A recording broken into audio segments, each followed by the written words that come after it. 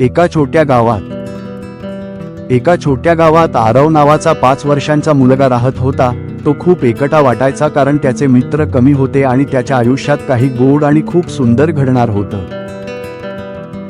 एक दिवस शाळेतून घरी येताना त्याला रस्त्याच्या कडेला एक छोटंसं जखमी पिल्लू दिसलं। आरवने त्याला उचललं, घरी आणलं आणि आईच्या मदतीने त्याची काळजी घेतली। त्याने त्या पिल्लाचं नाव ठेवलं शेरू। काही दिवसांत शेरू बरा झाला आणि आरवचा सर्वात जिवलग मित्र बनला। दोघे रोज बागेत खेळायचे, धावायचे आणि एकत्र झोपायचे। एके दिवशी आरव खेळताना चुकून विहिरीजवळ गेला आणि त्याचा तोल गेला। आरव घाबरून ओरडू लागला। शेरूने मोठ्याने भुंकायला सुरुवात केली।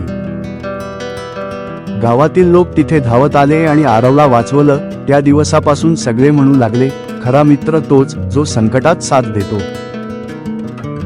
आरवने शेरूला मिठी मारली आणि म्हणाला, तू फक्त माझा कुत्रा नाहीस, तू माझा सर्वात चांगला मित्र आहेस आणि त्यांची मैत्री कायमची ठेवणार।